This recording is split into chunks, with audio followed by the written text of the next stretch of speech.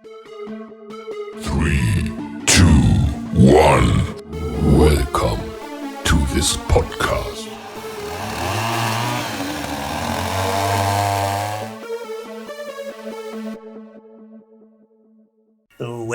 Well, folks. In the words of Dr. Dre, let me welcome everybody to the Wild Wild West. I'm just kidding. This is the Low Budget Massacre podcast, and where we talk about horror.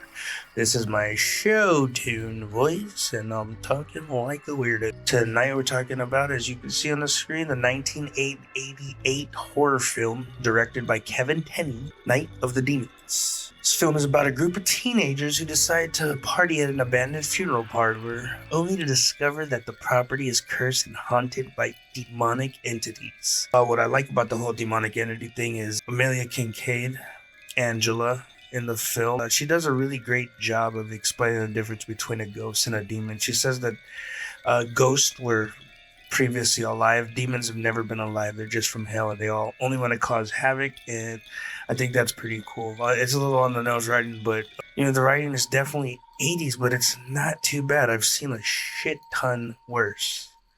Alright, what I like the setting of the film, there's only about really 3 locations. There's an outside location, there's a mortuary, and then there's the girl's house. So it's really simple. You could tell it's low budget. And then they have the store where it opens at the store where the great Scream Queen Linnea Quigley is exposing her buttocks so Angela can do some stealing. It's funny. The clerks look like nerds, or look like they could play in a Clerks film. So Kevin Smith, get on that shit, son. Cast of relatively unknown actors. The only one that I really have seen in multiple films across, the horror genre is Linnea Quigley. Amelia Kincaid, well, she's known for all of the Night of the Demons. She did, I want to say all of them, which is pretty dope.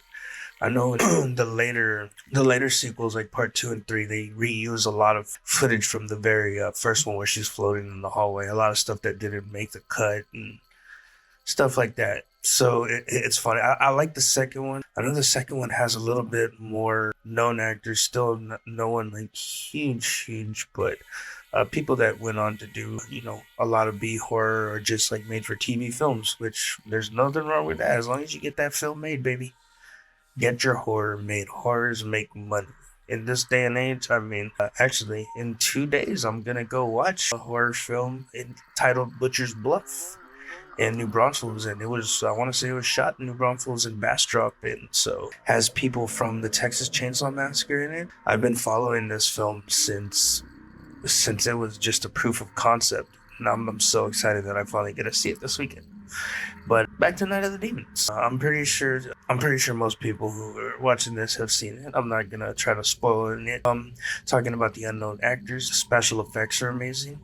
All the demonic makeup, of course.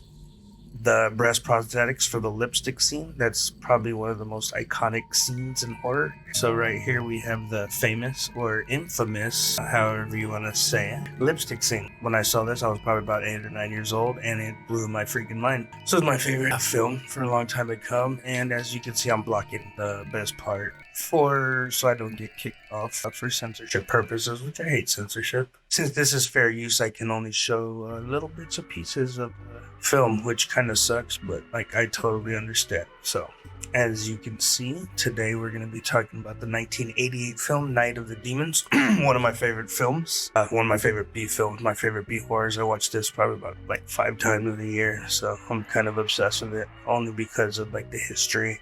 I was 8 years old when I saw it, and 8 years old watching a film like that. I think people are entitled to their opinion. However, what would I say if they don't like it?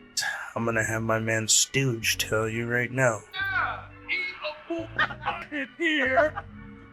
Yeah, so pretty much. And one of my beefs with this film, as you can see right here, is 1, 2, 3, 4, 5, 6, 7, 8.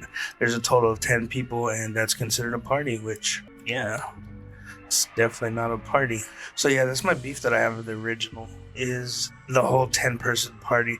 Now, I didn't like the remake, however, I did like what they did with the whole party scene. It was a big party, and then it got raided, so then that's how there was only so many people left, and I enjoyed that part. Demons. There's demon-inspired gargoyle, and this is Low Budget Massacre. Alright. What can I say about this film? First of all, it stars one of the greatest scream queens of all time, Miss Linnea Quigley. Linnea Quigley? I don't know how to pronounce her name. All I know is she's in some of the greatest B horrors. Return of the Living Dead is trash. She's killed and everything. I think she was Frankenhooker. She's killed and everything. Not only is she killed and everything, but she's pretty much shows nudity and everything. And here at Low Budget Massacre, that is okay with us. She's been in a lot of great films: Silent Night, Deadly Night, Savage Street, Hollywood Chainsaw Hookers, Night of the Demons, both in the original and the remake. She was in Nightmare on Elm Street 4, The Dream Master, Stripperland,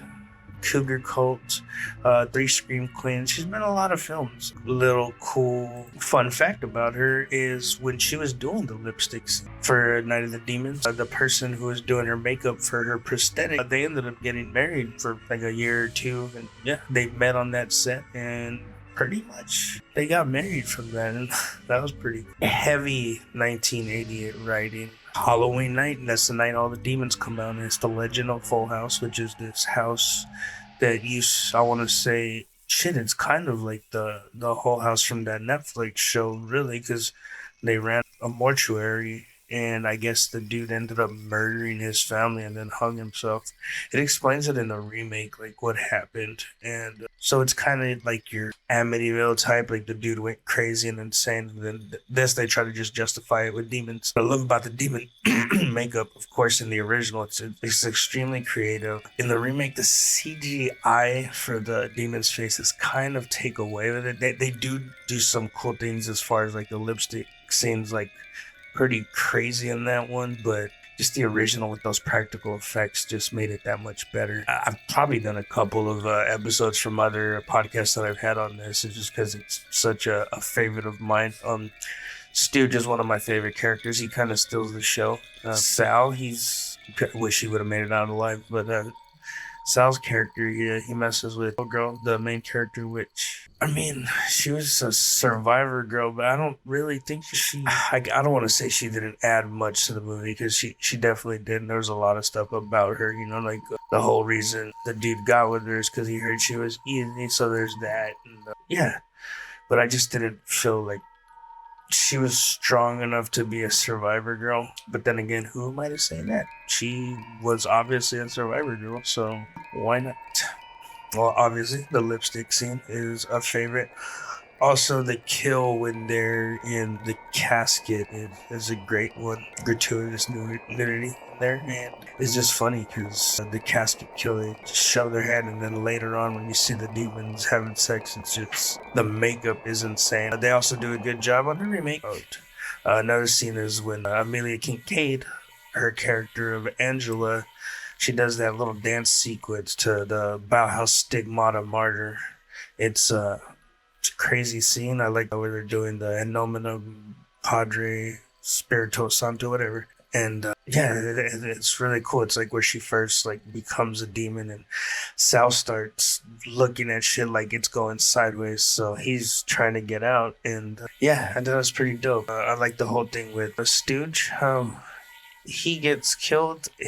His makeup is also extremely dope. One thing about this film that it's been criticized for is excessive violence and gore, or very gratuitous. And what I have to say about that is, it was the 80s. All the films were doing that. Do they need to apologize? Hell no, should they apologize? They were doing something that, I think after them, there were some cookie cutters, but the whole demon genre is really interesting, because almost every demon film that I said, the makeup is, eerily similar. The teeth are sharpened and look like a beast's teeth. The eyes are usually off. It's crazy. Their face is all jacked up. Steve Johnson, I believe, is one of the makeup guys on this, who is also the husband of Linnea Quigley for a couple years. He did an amazing job. Back in the 80s, you had so many good makeup artists that were just killing it. And, they had little budgets, so they got to be more inventive, and they definitely knocked out of the park with this one. There's 2 sequels and a remake to this. I've seen both of the sequels, and I've seen the remake. I like part 2. Part 3 is a little cheesy, but the best thing of part 3 is where, she kind of performs fellatio on the on a pistol and then sucks the bullets out and gives it back to him. So that scene is, they have really memorable scenes. And what my buddy said, I think it was Alfred Hitchcock that said, it's like, you gotta have two memorable scenes in a movie. As long as you have those two scenes, people will tend to enjoy it. And I tend to agree with that, which is, to each his own. There's some people who are younger that don't like a lot of 80s films because they, when you're so used to CGI, when you're so used to something that they pump out like again and again and again, and maybe you saw the remake first and you thought the remake sucks, so then you watch this and then you think this one really sucks. So I mean, everyone's entitled to their opinion, even if they're wrong. And you're wrong if you say this is bad. Very wrong. My overall impression of this film, well, like I said, I watch this thing like 5 times a year. I love this film. I pay attention to this film every time I watch it. I think I'd probably get on my girlfriend's nerves when I watch this because I can spout out the script word for word. And so yeah, that's one of my many useless talents. I can remember stupid shit, and I can't jump buildings or anything, or fences maybe. So there you have it. That's all the time we have for tonight of Night of the Demons. Thank you for joining us. We hope you enjoyed the film. If you've seen it, if not, go watch the film. Join us next time for another classic horror on the Low Budget Massacre podcast. Thank you. Appreciate it. Love you. Bye.